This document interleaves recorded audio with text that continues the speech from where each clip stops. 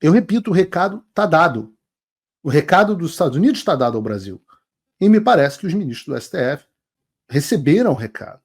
Violação de direitos humanos é motivo para você entrar na lista OFAC.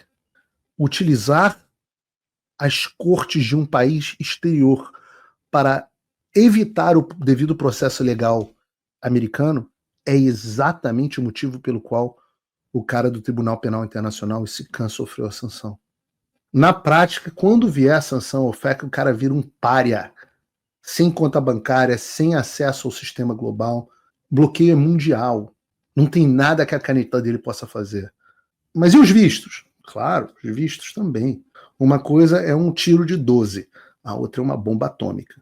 Fala pessoal, sejam bem-vindos. Começando mais um vídeo recheado de informações importantíssimas. Mas antes, inscreva-se agora mesmo no canal, deixe o seu like e compartilhe esse vídeo com o máximo de pessoas. Assim você vai estar me ajudando demais. Giro na tela e notícias a seguir.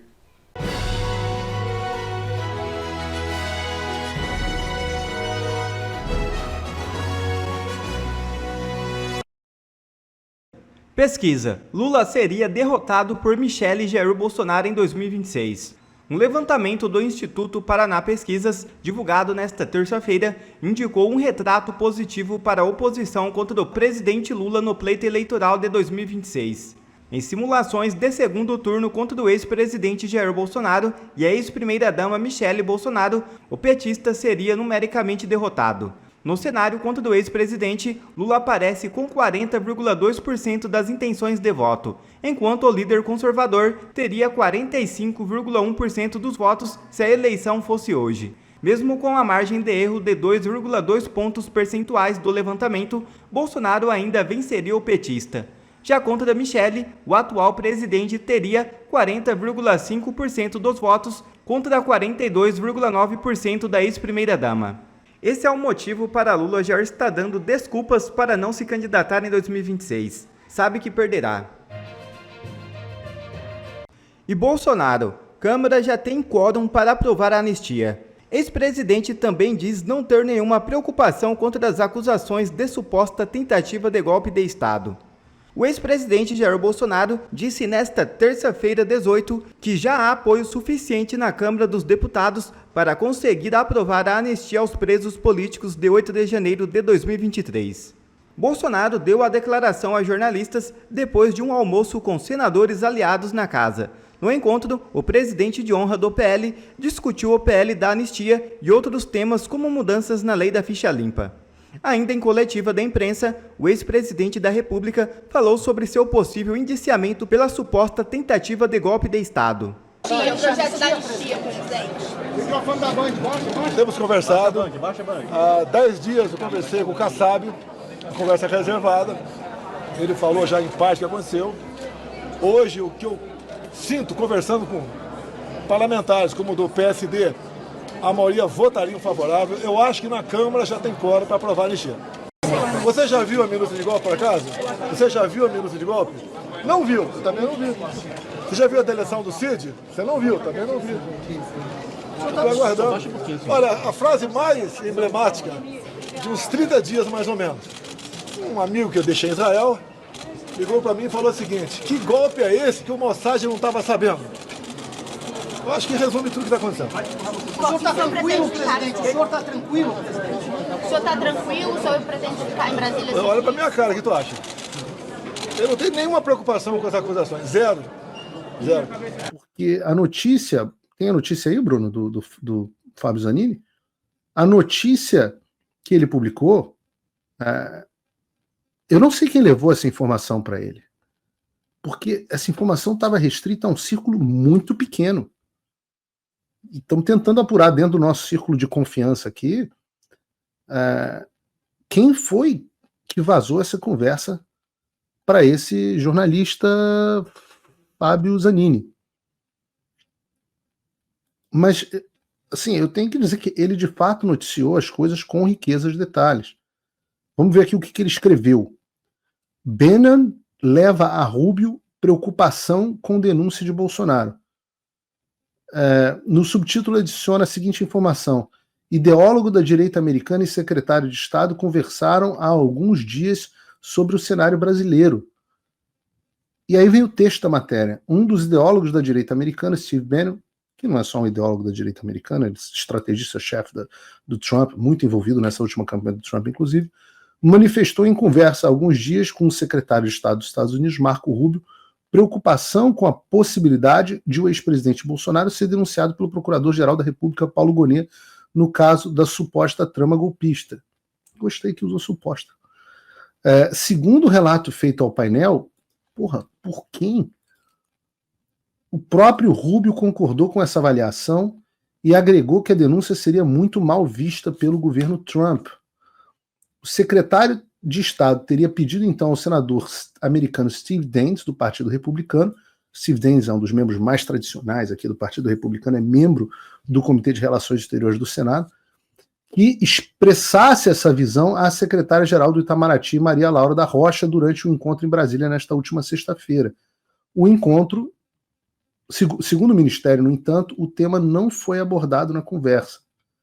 Aliados do ex-presidente têm feito gestões junto a representantes do trumpismo para denunciar o que chamam a perseguição de Bolsonaro, especialmente caso se confirme a provável denúncia contra ele. É grande a expectativa por uma manifestação formal de Trump em defesa do brasileiro. Filho do ex-presidente, o deputado federal Eduardo Bolsonaro, resumindo, o que a Folha de São Paulo está fazendo, ela está desmentindo o Ministério das Relações Exteriores. E esse, de fato, um dos frutos da viagem que o deputado Eduardo Bolsonaro e eu fizemos a Washington. E não é segredo para ninguém que nós estivemos, de fato, no Departamento de Estado. Não é segredo para ninguém que nós estivemos com o Steve Bannon. Aliás, eu estive, curiosamente, na própria sexta, no programa do Steve Bannon. Tem um corte no canal do Paulo Figueiredo Show. Não é segredo para ninguém que nós tivemos com diversas pessoas associadas ao Trump, com pessoas no Congresso, tanto aliados quanto políticos, como técnicos, e o objetivo foi justamente esse, causar isso que o Bannon acabou de repetir aqui. Eu estou muito preocupado com o presidente Bolsonaro. Dar ciência sobre a denúncia que está por vir nessa semana. Nós fomos lá avisar, explicar o teor da denúncia, explicar o que viria, por que o Brasil é importante. E a resposta dos Estados Unidos, eu tenho que dizer, veio de forma imediata, com o envio desse emissário por canal extraoficial, para falar: nós não gostamos nada dessa denúncia.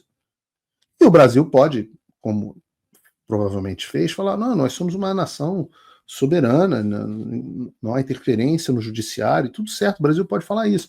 Mas assim como o Brasil tem soberania para decidir se transformar em um Estado totalitário que viola os tratados internacionais, pode, os Estados Unidos também têm soberania para adotar uma política externa adequada a um país que está promovendo essas violações.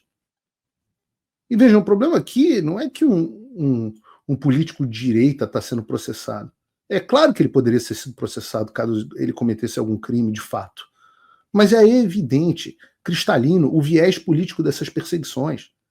É muito claro o caminho que está sendo traçado nessa história.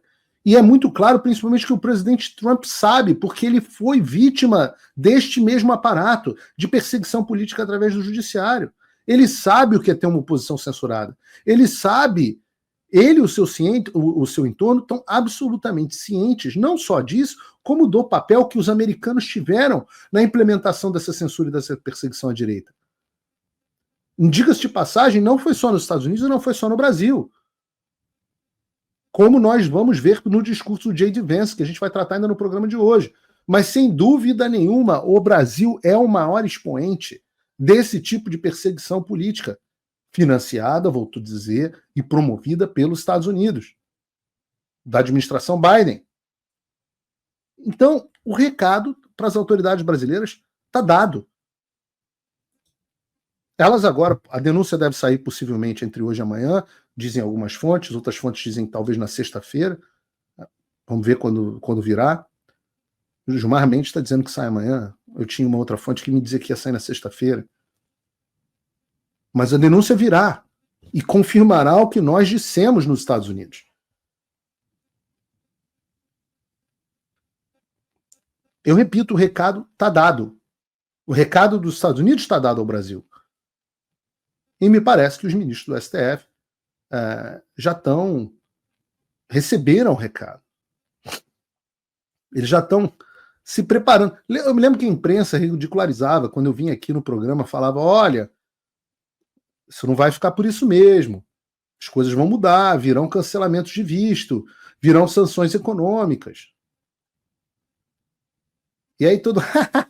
Paulo Figueiredo, né? O risinho, argumento de puta. Risinho, argumento de puta, já dizia o Olavo de Carvalho. Agora o risinho das putas virou não tão risinho.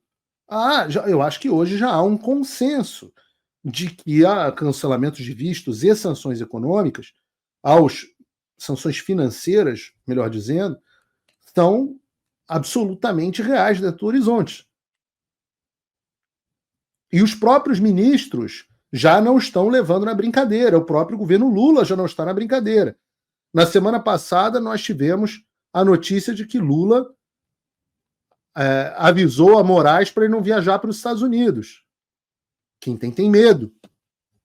Há alguns meses, saiu a notícia de que o Barroso, presidente do Supremo Tribunal Federal, teria colocado o apartamento multimilionário dele aqui em Key Biscayne, região aqui de Miami, à venda. O apartamento ficava no nome de uma empresa, está levantado, eu recebi um relatório até com o nome da empresa, os bens dos ministros já estão levantados, administrado pelo filho dele, Bernardo. E veio a informação de que o apartamento teria sido colocado à venda, o que indica que o Barroso já está se preparando para se desfazer dos ativos dele aqui nos Estados Unidos. O Barroso. E agora saiu essa notícia, trazida pelo canal Ancapso, e eu não posso confirmar, porque eu desconheço a fonte de verdade aqui. Eu até gosto das coisas que o canal Ancapso coloca, meu padrasto adora eles. De vez em quando eu assisto também, e, obviamente não é a mesma forma de visão, mas eles colocam coisas legais. E segundo eles, ele diz que teria uma fonte muito boa de que o Alexandre de Moraes estaria transferindo seus ativos do BTG Estados Unidos para o BTG Brasil. Bom, vamos assumir que essa notícia seja verdadeira, o que eu repito, eu sou sempre rigoroso com vocês, eu não tenho como comprovar. Ele diz que tem uma fonte, então a credibilidade nesse assunto não é a credibilidade do Paulo Figueiredo, é a credibilidade lá do Ancapso. Mas eles disseram que tem uma fonte que confirma as informações. Vamos assumir que de fato existe, o Alexandre de Moraes tem ativos no BTG Estados Unidos. Eu acho interessantíssimo que o ministro do Supremo Tribunal Federal tenha ativos dolarizados. Porque, ou seja, enquanto o povo brasileiro se arregaça vendo o patrimônio derreter em dólar, né, o dólar sobe, o real se desvaloriza, o seu patrimônio vale menos. Mas o do Alexandre não. O do Alexandre estaria muito bem obrigado com os ativos dele dolarizados. Então, se essa notícia for verdadeira, pelo menos a gente fica feliz, né, de que o Alexandre agora está embarcando no mesmo barco que a gente. Que eu também tenho muito ativo em real. Que você bloqueou, né, Alexandre? Então, pelo menos agora a gente sofre junto com a desvalorização do real. Né? Ninguém solta a mão de ninguém. Agora, o mais relevante nessa história é que eu já percebi nesta e em outras oportunidades, como no próprio caso da extradição do Alan dos Santos, que o Alexandre e os demais ministros do Supremo Tribunal Federal não sabem porra nenhuma de direito internacional. Não sabem porra nenhuma. Eu sei muito mais de direito internacional, de como funcionam os mecanismos de cooperação internacional do que eles. Por isso que eu sambo na cara deles e os caras não conseguem fazer nada comigo. Aliás, acho que dá para eu dar esse teaser, como a gente diz aqui, nessa provocada aqui. Eu quero chamar a atenção para isso. Reparem sobre como o desconhecimento do funcionamento do direito internacional e achar que podem tudo vai ser a ruína do Alexandre de Moraes. Esse vai ser o nosso gatilho e aguardem. Eu não vou... Tudo que eu falo é o que eu sei que vai acontecer. Eu não falo coisa de tic-tac, etc, etc. E nem estou falando isso porque não depende de mim, única e exclusivamente. Mas prestem atenção, ouçam. Eu travei? Não, não. Ouçam o noticiário das próximas horas, ou dias, em tese horas, sobre como o desconhecimento do funcionamento do direito internacional vai ser o calcanhar de Aquiles do Alexandre. E especificamente sobre esse ponto, sobre a retirada de patrimônio dele dos Estados Unidos, meu Deus do céu, não adianta nada! Deixa de ser burro! Não tem nada que você possa fazer. Vou entrar no meu modo professoral, tá? Eu acho que não tem ninguém no Brasil que já tenha estudado mais esse assunto do que eu. Porque é algo no que eu estou trabalhando há bastante tempo. Isso que se chama de sanção, né? Sanção, o nome é sanção OFAC, OFAC Sanctions. OFAC significa Office of Foreign Assessments Control. É o órgão dos Estados Unidos que gerencia ativos no exterior. Quando eles te dão, te colocam numa lista chamada SDN List, SDN, lista SDN, Specially Designated Nationals, ou também tem o nome de Blocked Persons List. Tá? Quando alguém entra nessa lista do OFAC, desse Office of Foreign Assets Control, quando alguém entra na lista de SDN, não é só nos Estados Unidos que a vida financeira dessa pessoa acaba, queridos. É no mundo inteiro. O sujeito tem que ser muito burro para achar que basta se retirar o seu dinheiro dos Estados Unidos e pronto, problema resolvido. Não funciona assim. O sistema financeiro internacional, queridão, funciona todo em torno do dólar. E os bancos todos têm que ter conexão com o dólar, com o sistema financeiro internacional. Então, quando você entra na lista de Blocked Persons, na lista de SDN, qualquer instituição que continue fazendo negócios com alguém sancionado passa a estar sujeita ao que se chama de Secondary Sanctions, sanções secundárias. O que basicamente significa que, plum, você está expulso do mercado financeiro americano. Sabe qual é o banco no Brasil ou em Botsuana que quer correr esse risco? Nenhum. Então, o que é o resultado? Mesmo que a pessoa tenha conta no Brasil, na Europa, na Suíça ou qualquer outro lugar, os bancos simplesmente viram e falam assim: beijo, querido, tchau. E os bancos brasileiros seguem as sanções. Porque se um banco no Brasil tiver qualquer ligação com o sistema financeiro americano, e todos têm, ele bloqueia a conta do sancionado para não correr o risco de ser punido pelos Estados Unidos.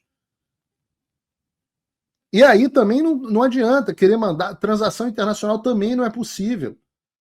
Mesmo que a conta dele continue aberta num banco menor, na Suíça, etc., na BVI, numa BVI, na Ilhas Man, do cacete, um paraíso fiscalzinho com um banquinho de merda, não adianta, porque ele não consegue fazer transferência para o exterior, porque o sistema SWIFT depende dos Estados Unidos. E isso, meu amigo, eu digo o seguinte: é melhor você contrair ebola do que você entrar na lista do SDN. Você sofreu o que se chama de OFAC Sanctions. Porque qualquer empresa e parceiro fogem de você.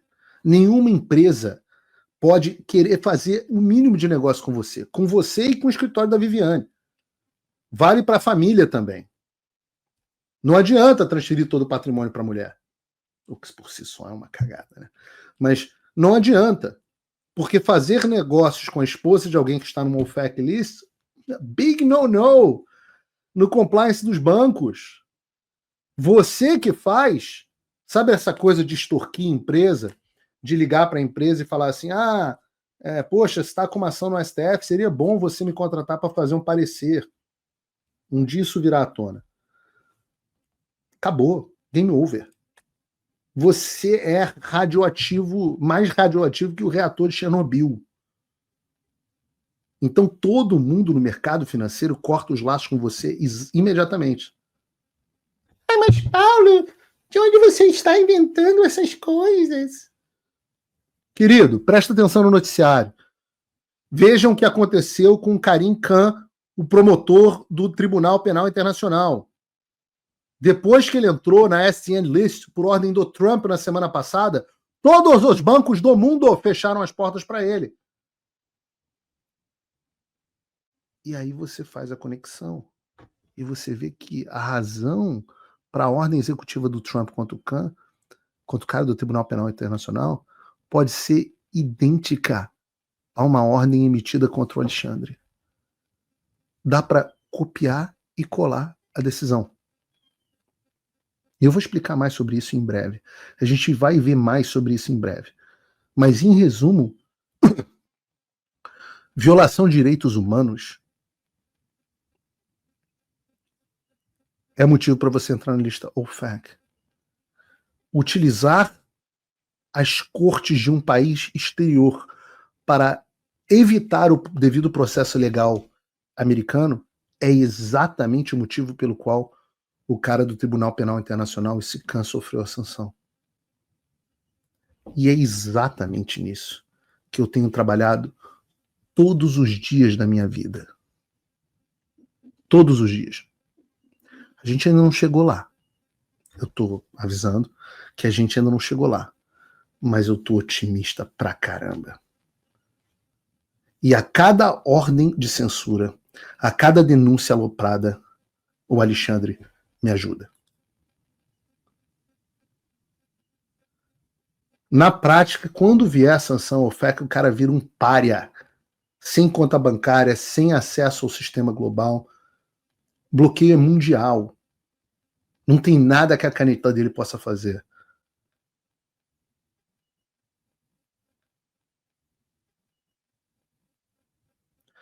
Eu deixo claro, a gente ainda não chegou nesse momento de atingir esse objetivo contra o Alexandre, mas esse é o objetivo. O objetivo é tornar o Alexandre um leproso, um radioativo dentro do Brasil. Qualquer um que se associar a ele também vai ser punido. E muito mais coisa vai surgir no meio do caminho, mas esse certamente é um dos objetivos finais, que ele sofra sanções OFAC. Mas e os vistos? Claro, os vistos também. Mas uma coisa é uma coisa, outra coisa é outra coisa. Uma coisa é um tiro de 12, a outra é uma bomba atômica.